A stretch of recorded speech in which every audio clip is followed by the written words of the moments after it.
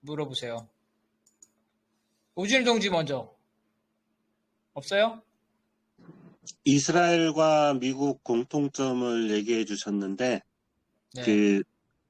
미국이 옛날 이스라엘의 그거를 따랐다는 거잖아요. 네. 이스라엘 건국은 후에 이루어진 건데, 이스라엘 건국은 미국의 영향을 받지는 미국 모델을 따른 거는 아닐까요, 혹시? 아, 자. 이스라엘이 진짜 여러 가지를 많이 했죠. 이스라엘이, 뭐, 메소포타미아에서 그 민족이 출현했다나, 그래서 가나안, 우리 박근혜 동지가 알 텐데, 가나안 지역에 유대 국가를 세웠잖아요, 유대 국가. 옛날 이스라엘 왕국이라는 게 있었어요, 이스라엘 왕국. 그죠? 근데 이게 여러 번 망하는데, 이집트한테도 망하고, 그죠? 그 다음에 로마한테도 망하고, 그래서 여기서 완전히 끊어졌죠? 로마에서 망하고, 이제 이스라엘 국가가 없어졌는데, 2차 대전 이후에, 그죠? 1949년에, 팔레스타인 땅에 이스라엘이 생긴 거잖아요? 이스라엘이. 그래서 아까 말한 미국이 이스라엘 따랐다는 거는 여기 유대국가, 옛날 이스라엘 왕국이 12부족이 있었대요. 이 12부족이 여호와를 믿는 그러한 연방국가를 만들었다는 거야. 그걸 따랐다는 거야. 무슨 말이 됐죠? 오지일 동지. 1949년 이스라엘을 흉내냈다는 게 아니라 옛날 이스라엘 왕국. 자, 그 다음에 또 다른 분. 박건영 동지. 이때가 끝나고 이러니까 되게 우리나라 같은 경우, 미국 같은 경우가 인종 갈등 문제가 되게 그게 주요한 문제로 그렇게 같은데, 우리나라 같은 경우에 보면은 사실 간헐적으로 외국 노동자라든가 아니면은 주권 세율에 대해서 단속을 심하게 하는 게 그런 게 되게 미국식 그걸 따라서 그런 거다. 뭐 대충 그런 생각이 좀 당연한 얘기 같은데. 우리나라도 이제 일단 합법 이주민이 있고, 그죠? 불법 체류자들이 있죠. 자, 이런 이주민 불법 체류자의 문제는 뭐냐면 자본주의 모순이에요. 여러분, 자본의 국경이 있나? 자본의 국경이 없다. 무슨 말이야? 이청일 동지 남는 돈 있으면은 오늘 개설해가지고 밤에 미국 주식시장에서 미국 주식 살 수 있죠? 살 수 있죠. 자본은 자기 마음대로 이 나라 저 나라 막 다닐 수 있어요. 자본은 투기하기 위해서. 근데 어때? 노동자는 마음대로 못 다니죠? 노동자는 마음대로 못 다닌다. 그죠? 못 다닌다. 만약에 자본처럼 노동자에게도 마음대로 다니게 하면은 불법 이루자나 불법 체류자 같은 게 없겠죠. 마음대로 못 다닌다. 마음대로 못 다니게 하는 이유는 여러 가지가 있겠지만 임금 격차가 크죠? 나라마다 임금 격차가 크단 말이에요. 아마 노동자를 마음대로 돌아다니게 하면 어떻게 될까요? 자본주의가 멸망합니다. 무슨 말이야? 노동자를 전 세계 아무데나 돌아다니게 하면 자본주의가 멸망한다는 게. 아무 나라나 마음대로 가게 하면 노동자들이 전부 다 어디 가겠어, 전부 다. 임금이 최고로 비싼 미국에 다 가겠죠? 모든 나라의 자본가의 모든 그 노동자들이 미국으로만, 지금도 미국 가는데, 그러죠? 그럼 미국에는 사람이 많아서 임금이 떨어질지 모르지만 다른 나라는 망하겠죠. 그래서 이런 자본주의 국가에서는 자본은 마음대로 다니는데 노동자는 마음대로 못 다니게 하는 거예요. 그래서 이런 모순이 있는 겁니다. 그래서 이제 다니는 건데, 인력난이 있으니까 인력난 때문에 어쩔 수 없이 우리도 받아들여야 되는 거죠. 허용을 하는 거죠. 허용을 하는데 어느 정도 비율이 있어요. 비율을 조정하는 거예요. 비율 조정. 이게 비율이 넘게 되면 어때요? 국내 취업에 영향을 준다. 이렇게 주장을 하는 거예요. 영향을 준다. 이런 게 이제 기본적인 것들이고, 또 다른 거는 그래서 건설업처럼 노동자끼리 그 일자리 다툼하죠. 일자리 다툼 하는 거 있고, 그 다음에 또 하나는 이러한 지난번에도 말했는데 젊은 이주 노동자, 그죠? 젊은 이주 노동자들은 이거 주거가 불명해. 주거가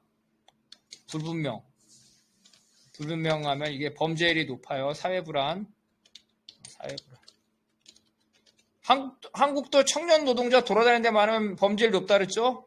옛날에 성수동, 군포 이런 데 범죄율 높았어요. 이주 노동자라서 범죄율이 높다는 게 아니라 이주 노동자의 경우는 젊은 남자가 주거가 일정하지 않고 여기저기 돌아다니기 때문에 범죄율이 높다는 거예요. 이런 문제점들이 있다는 거죠. 그래서 상대적으로 한국은 되게 엄격하게 이주 노동자, 지금 제일 엄격 1번이에요. 1번. 1번은 인구가 우리보다 3배나 많은데 이주 노동자 수는 우리보다 더 적더라고요. 1번이 지금도 제일 엄격하고, 한국은 이제 많이 풀어졌죠? 근데 인구 감소 때문에, 노동력 부족 때문에 풀어줄 수밖에 없어. 어쩔 수 없는 상황으로 가게 되는 거죠. 자, 혹시 이창글 동지나 윤종욱 동지 질문이나 하고 싶은 말씀 하시면 돼요.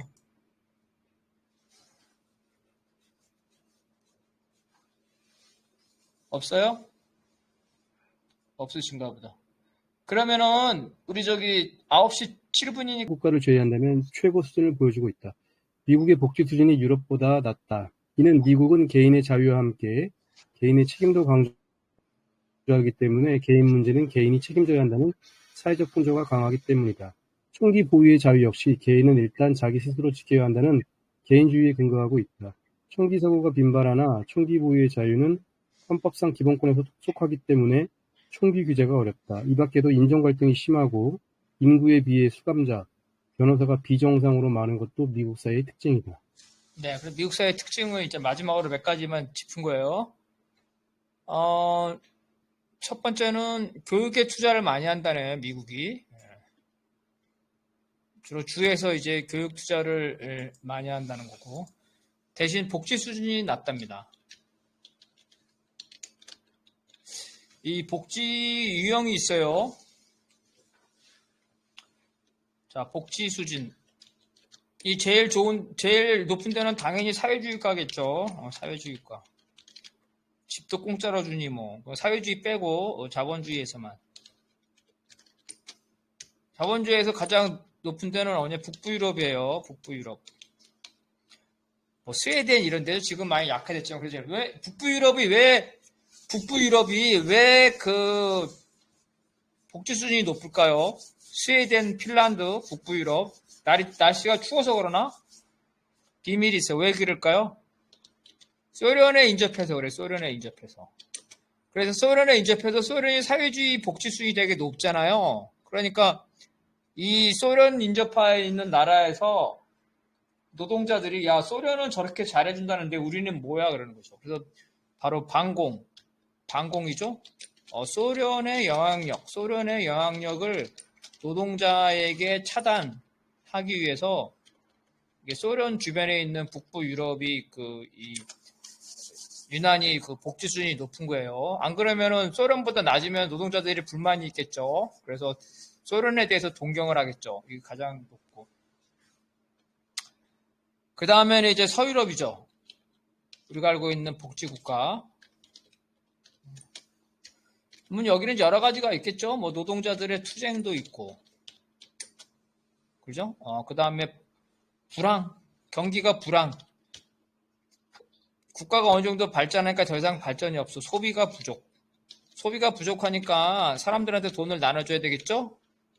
그냥 나눠주기가 모르니까 실업수당, 이런 걸로 많이 나눠주는 거예요. 그죠? 이런 식으로. 그래서, 이 케인즈주의라고 그래요. 케인즈주의. 수요 창출. 국가가 돈을.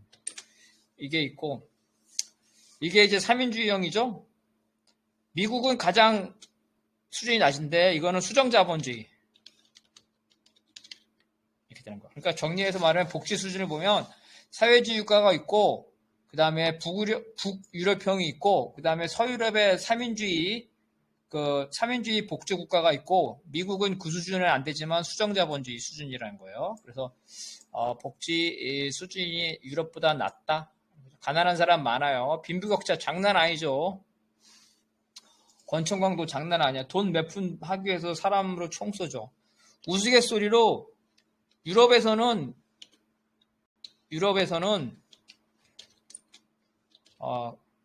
굶어.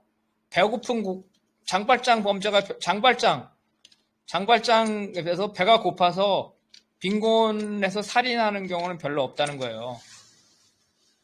그죠? 뭐 웬만하면 국가에서 먹는 건 해주니까 먹는 거 생명을 유지시키는 건 해주니까 그것 때문에 한다. 그래서 우리 옛날에 많이 나왔던 게 뭐예요? 부인이 출산을 했는데 미역국을 끓여줄 돈도 없어서 뭐 이렇게 했다는 거잖아요. 그죠? 근데 지금은 어때요? 지금 만약에 정부한테 잘 신청만 하면은 신청을 못해서 그렇지 한국에서 굶어 죽는 사람은 없을 것 같아요. 실제로는 굶어 죽는 사람이 존재하지만 복지사각제도이기 때문에 존재하지만 제도적으로는 굶을 정도가 되면 사무소를 간다든지 아니면 어디 뭐 급식소를 간다든지 뭐 어디 간다든지 그렇게 해서 해결할 수는 제도는 있는 거예요. 그 제도를 활용을 못해서. 근데 미국은 진짜 굶어 죽는다는 거예요. 미국은 굶어 죽고 배고파서 총 들고 권총짓 하고 이랬다는 거죠. 이게 바로 이제 미국 사회인데 바로 이제 총기 문제가 신기한 건데요. 총기 문제는 미국은 어떤 나라냐면은 그 황무지잖아요.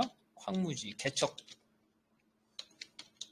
짐승도 많고 저 위쪽에 가면 또 곰도 많잖아요. 그 다음에 인디언하고 많이 싸웠고 그래서 총기가 자유됐어요. 총기 자유. 첫 번째는 총기 자유. 두 번째는 미국 땅이 너무 커. 미국 땅이 너무 커서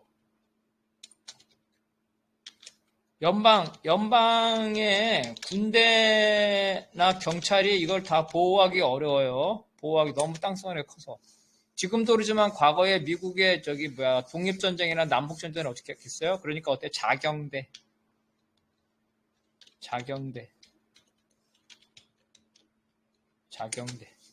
그래서 이걸 이제 민병대라고 그러는데, 민병대의 권리가 헌법에 나와 있어요. 민병대의 권리. 미국은 무시무시한 나라입니다. 무장할 권리가 있어. 헌법에 무장할 권리. 특히 민병대. 민간인이 연방이 해결을 못하면 민간인이 그 민병대를 구성해서 할 권리가 있어요. 그래서 총기는 단순히 개인적인 문제가 아니라 미국의 헌법상의 문제예요. 그 다음에 미국의 국기에 대한 맹세는 살벌해요. 우리나라하고 달라. 국기에 대한 맹세. 간단히 말하면 국가가 나한테 자유와 인권을 보장할 때만 내가 국가한테 충성하겠다는 거야. 그래서 부도덕한 국가를 전복할 권리가 헌법적으로 인정이 돼요. 물론 우리나라도 저항권 인정이 되죠. 링컨 같은 사람이 그랬죠. 그래서 부도덕한 국가는 총으로 타도를 해야 돼. 그래서 국가가 총기를 못 갖게 하는 거는 그러면 국가가 국민한테 총기를 못 갖게 하면은 그 국가가 부도덕하면은 국민들이 그 국가를 타도할 수가 없잖아요.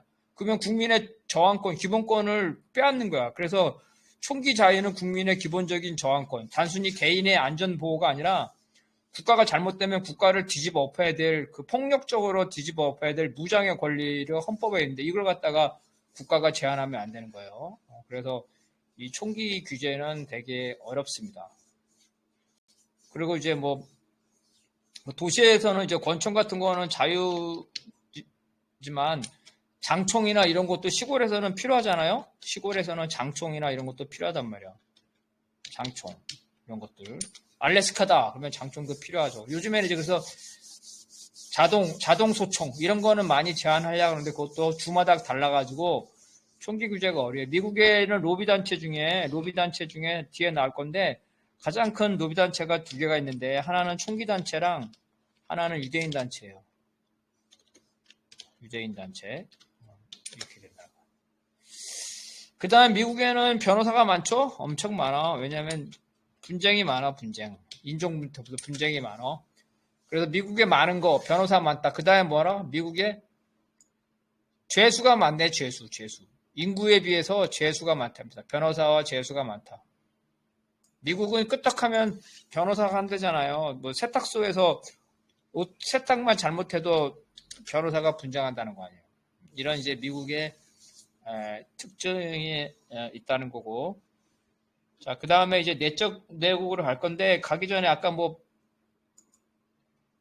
윤종옥 동지나 이창을 동지나 뭐, 다른 내용이니까 여기까지 한 것 중에 혹시 두 사람 중에 누가 뭐 특별히 이 얘기할 거나 질문 있으면 해주시면 돼요. 윤종옥 동지나 이창을 동지나. 없어요? 박사님, 네. 그 동유럽 국가들도 소련에 버금가는 복지를 누렸었나요? 그렇죠. 모든 사회주의 국가는 다, 복지제도가 이제, 사회주의에서 이제 복지라고 하지 않죠. 사회주의 표현은 그냥 국가가 책임져 주는 거예요. 국가가, 공동체가 책임져 주는 건데, 이제 일단은 법제도 측면에는, 법에는 그렇게 돼 있죠. 당연히 사회주의 국가니까. 근데 문제는 어때요? 현실에도 그랬냐. 그죠? 현실에서도 그렇냐는 그건 다른 문제잖아요. 그죠?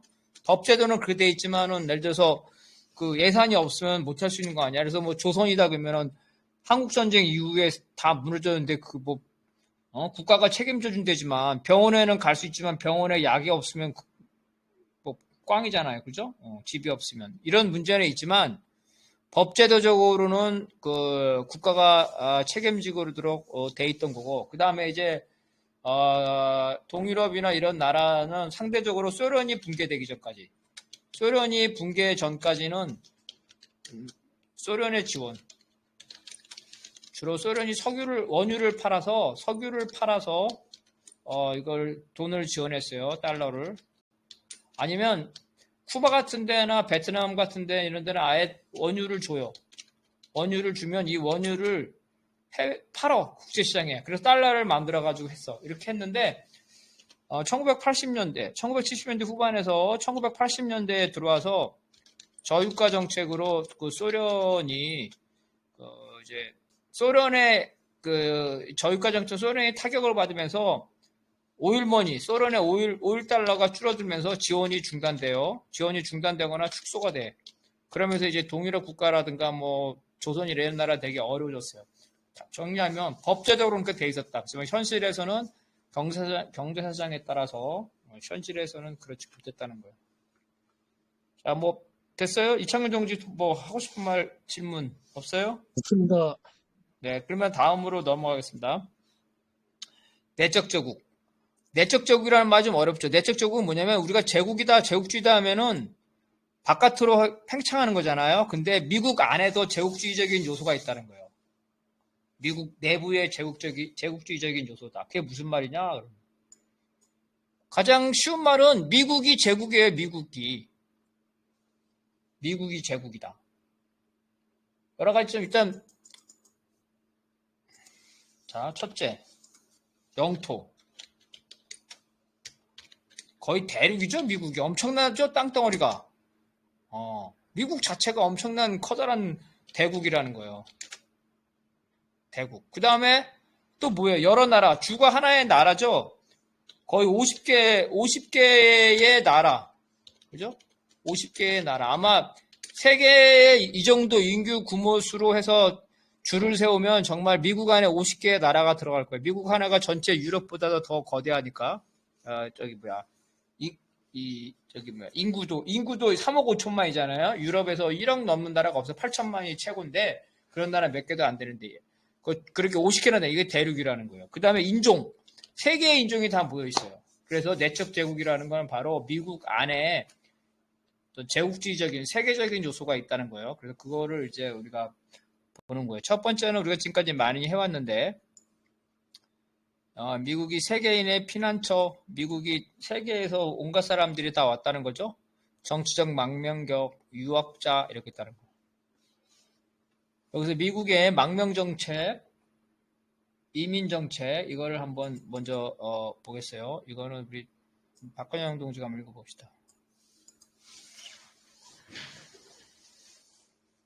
미국의 민족별 인구 구성을 보면 모국의 인구에 비해 인구 비율이 높은 경우는 유대계, 아일랜드계, 독일계, 영국계, 필리핀계, 베트남계, 한국계이다. 북남미에선 푸에르토리코계, 멕시코계, 쿠바계가 인구 비중이 높다. 유럽계는 종교의 탄압을 피해온 신교도들이 다수이다. 영국계는 청교도들이 원조이다. 독일계는 처음에는 루터파 신교도들이 그 이후에는 나치를 피해온 경우가 많으며 이들 중 상당수는 유대인으로 추측된다. 프랑스 이구노들은 뉴욕과 캐롤라이나 지역에 정착하였다. 네덜란드의 켈빈파 역시 뉴욕에 자리 잡았다. 아일랜드계는 영국의 탄압과 기근을 피해 미국에 왔다. 필리핀은 미국의 식민지였으며 푸에르토리코는 현재도 미국의 식민지이다. 쿠바와 베트남은 미국의 지배를 받았는데 친미 정권이 몰락하면서 상당수가 망명한 경우이다. 쿠바는 자국의 인구가 1,100만 명 정도이나 미국 쿠바에는 130만 명 수준이다. 미국에 누가 많이 사냐인데 절대적 인구는 중요하지 않다는 거예요. 상대적 인구. 그 나라 원래 한국의 인구가 5천만인데 미국에 얼마나 넘어? 이게 따진다는 거죠. 이렇게 따진다는 거. 이렇게 따져보니까 제일 많은 데가 유대계라는 거야. 이스라엘이 1,000만 명 넘나? 1,000만 명도 안 되지 않나? 그렇게 조금밖에 안 되는데 미국의 유대인들은 몇백만 명이 될 거예요. 엄청 많을 거란 말이야. 아일랜드도 마찬가지고 독일도 영국 이런 식으로 많죠. 베트남은 왜 많아서요? 베트남은 망하면서 그죠? 베트남은 망하면서 친미 세력들 또 뭐 공산주의가 싫은 사람들이 많이 넘어갔겠죠. 한국은 뭐 미국의 식민지에서 많이 넘어갔던 것 같아요. 식민지들은 많이 넘어가요. 푸에르토리코 식민지죠. 멕시코는 미국의 바로 옆에 있는 나라고, 쿠바 미국의 식민지였고, 쿠바가 특히 많은 거는 이제 쿠바가 공산주의가가 되면서 쿠바를 무너뜨리기 위해서 젖은발이라는 정책이 있어요. 젖은발. 물에 젖은 발. 웹풋. 이 정책은 뭐냐면 쿠바죠. 쿠바를 붕괴시키기 위해서 쿠바 이민을 받아들이는 거예요. 특히 전문가들. 어떻게 쉽게 받아들여야 돼? 어떻게 받아들인다? 서류도 필요 없어. 서류 필요 없다. 그냥 미국 연안 이제 주로 받아줘. 미국 연안에 발로 서면 돼. 발로 서면 된다. 그러니까 상륙하면 된다는 거야. 미국에 상륙하면 쿠바 사람은 다 받아줬어. 이게 젖은 발이 무슨 말인지 알겠죠?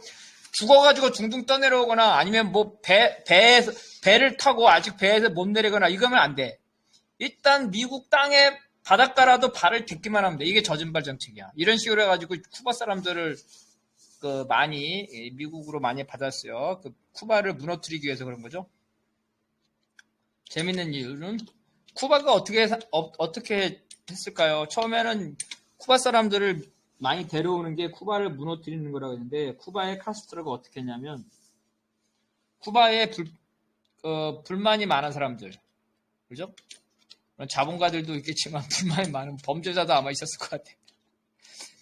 야, 불만 많은 사람들은 미국이 다 봐준댄다. 미국으로 다 가라 그래가지고 배에다 태워가지고 가고 싶은 사람 미국에 다 가라 그랬어요. 그냥 난리가 났겠죠, 미국이. 그래서 카스트로가 가끔 미국을 협박했어요. 야, 계속 그러면 우리 불만 있는 사람들, 미국 좋아하는 사람 보내겠다. 근데 그 중에 그러겠어. 꼴통들 많겠죠. 꼴통들 배에 실어가지고 미국에 다 보내는 거. 미국이 싫어하겠죠. 이 정도 수준이었어요. 그 정도. 쿠바가 1,100만 명인데 미국의 쿠바인이 130명이라니까 엄청나게 많죠. 그래서 했다는 거예요. 앞에 나온 것도 우리가 지난번에도 했던 거예요. 종교인들. 저거 얘기했죠? 쿠바 사람들, 우리로 지금 월남민이라고 그래요. 쿠바 사람들이 처음에는 쿠바 카스트로를 싫어했다 그랬죠. 월남민도 북을 싫어하죠. 근데 어때? 자기 친척들이 거기 있죠? 그러니까 남북 교류를 원하죠? 이산가족. 쿠바 사람들도 미국에 있는 쿠바계도 자기 쿠바 친척하고 원해요. 그래서 미국과 쿠바의 교류를 원해. 즉 수교를 원한단 말이야. 수교. 제재, 경제 제재에 반대. 웃기죠? 그래서 쿠바 사람들이 옛날에는 전부 다 반 쿠바가 많고 쿠바가 망해야 된다 그러는데 지금은 자기네 친척들이 많으니까 쿠바를 경제 제재하는 걸 반대하는 게 다수예요. 세상은 요지경이라 항상 세상은 일이라는 건 항상 바뀝니다. 자, 그 다음에 이거는 우리 박건영 동지가 다시 읽어봅시다. 최근에는 중동 있는 아프리카에서 전쟁을 피해온 사람들이 증가하고 있다. 이처럼 미국인의 상당수가 모국에서 탄압을 받거나 전쟁, 빈곤과 기아, 그리고 범죄를 피해서 온 사람들이다. 따라서 미국은 세계인의 피난처로 불리기도 한다. 난민들이 미국으로 몰려드는 것은 이민국가인 미국의 이민정책 때문이기도 하다. 미국은 지금도 상대적으로 많은 이민을 선별적으로 받아들이고 있다. 미국은 난민도 상당한 규모로 받아들이고 있다. 다른 나라와 마찬가지로 미국은 이민 신청에 대해서는 거절할 수 있지만 국제법에 따라 일정한 조건의 난민이 난민 신청을 하면 이를 심사하여 난민의 지위를 인정해 주든지 그렇지 않다면 미국에 임시로 거주할 수 있도록 허용해야 한다. 미국은 과거 난민에 대해서 반대하였으나 트럼프 대통령 이후 난민에 대해 엄격한 태도를 취하고 있다. 국무부가 의회에 제출한 2018년도 회계연도 난민 수용 계획 보고서에 따르면 미국은 2017년 11만 명의 난민을 수용할 계획을 세웠으나 2018년에는 트럼프 대통령의 반이민 정책의 영향으로 4만 5천 명으로 급감하였다. 2019년에는 3만 명으로 다시 줄었다. 자, 일단